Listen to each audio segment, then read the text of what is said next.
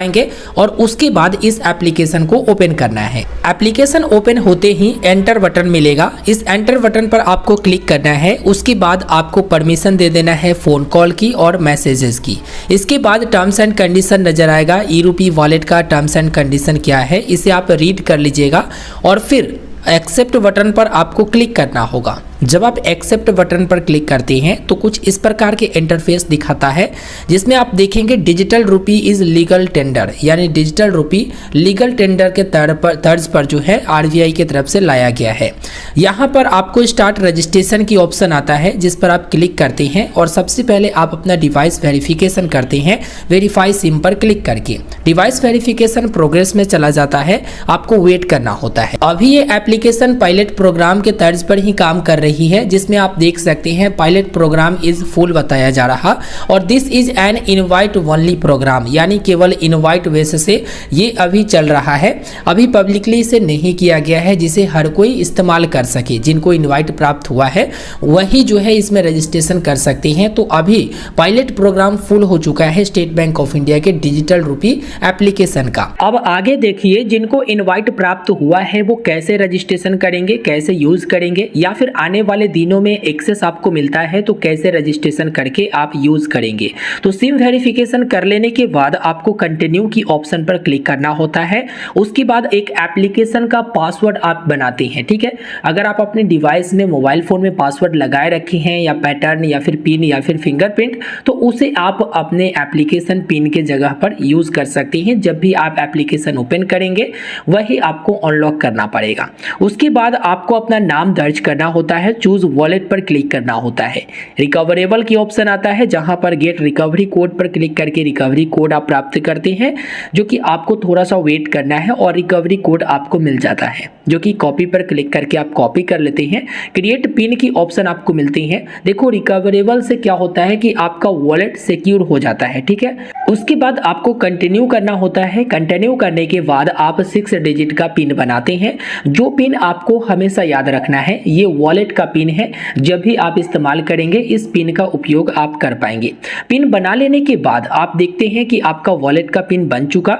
View wallet address पर आपको click करना होता है। इसके बाद आप देखते हैं आपका नाम और वॉलेट एड्रेस दिखाता है। फिर आपको सिलेक्ट वॉलेट पर क्लिक करना होता है। जब आप सिलेक्ट वॉलेट पर क्लिक करते हैं प्रोसेसिंग होता है और उसके बाद केवाईसी की ऑप्शन आता है। ये जो 3 ऑप्शन है इसमें आपको कंटिन्यू का एक ऑप्शन मिलता है जहां पर बेसिक वॉलेट होते हैं। दूसरा ऑप्शन मिलता है आधार केवाईसी का। आधार केवाईसी आप करते हैं तो मिनिमम केवाईसी ये कंप्लीट होता है, जो कि आधार ओटीपी वेरिफिकेशन वगैरह से। उसके बाद तीसरा ऑप्शन मिलता है link state bank of India account. State bank of India में आप अकाउंट खोल चुके हैं तो उसमें फुल केवाईसी कराए होंगे, तो आप अपने अकाउंट को लिंक करने के बाद इस वॉलेट की फुल केवाईसी ऑटोमेटिक हो जाता है। तो आपको बैंक अकाउंट लिंक करने के लिए ना यहाँ पर टिक करके उसके बाद कंटिन्यू करना होगा। जब आप कंटिन्यू करते हैं तो बैंक डिटेल खोजा जाता है जिस तरह से यूपीआई लिंक करते हैं। इसके बाद देखते हैं बैंक अकाउंट आपके मोबाइल नंबर से खोज लिया जाता है और अकाउंट डिटेल कुछ इस प्रकार से बताता है।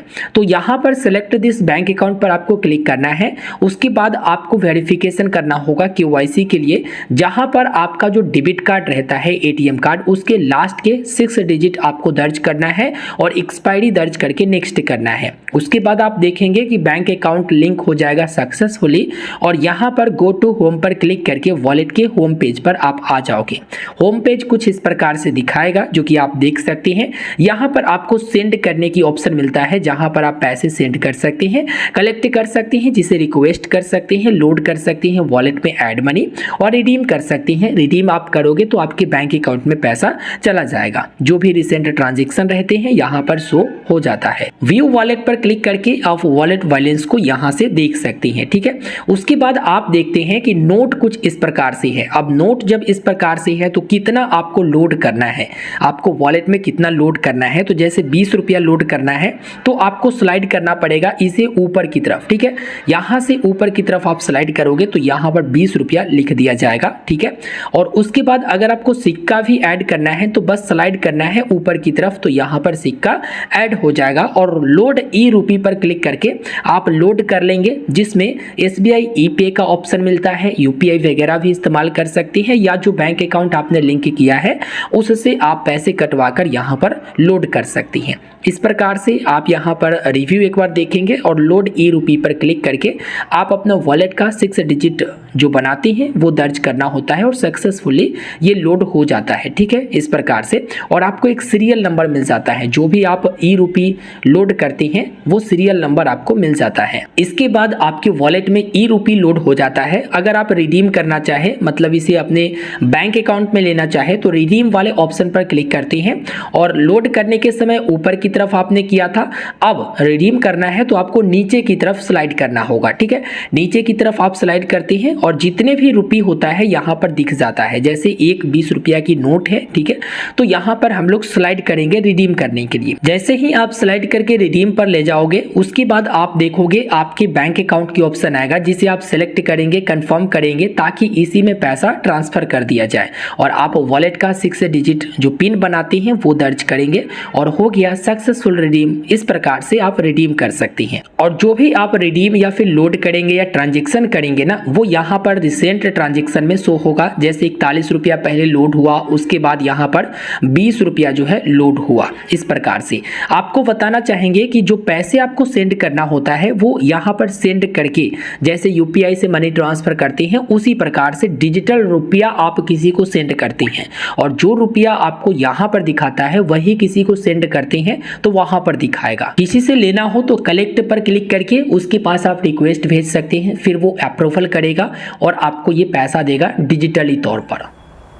तो फाइनली अब तक आपने इस वीडियो में देखा कि किस प्रकार से रजिस्ट्रेशन करना है और किस प्रकार से डिजिटल रुपी वॉलेट में जोड़ना है, ऐड करना है या फिर उससे ट्रांजैक्शन करना है। देखो फायदा तो इससे है, फायदा ये है कि देखो आप लोग जो नोट रखते हो फिजिकल वाला, वो फटने की भी संभावना होती है। जैसे ये देख सकते हो ये फट चुका है, यहाँ से नीचे से ये फट चुका है। साथ ही साथ वहां पर जो ये नोट छपाई होती है उसमें खर्च भी आते हैं, लेकिन डिजिटल वाला में ऐसा कुछ है नहीं, तो यहाँ पर लीगल टेंडर के रूप में है। इसके साथ ही ये फटने की, गलने की, भुलाने की कई सारी समस्याएं रहती है इसमें, लेकिन उसमें उस तरह की समस्याएं नहीं होती है, बस आपको सिक्योर करके रखना होता है।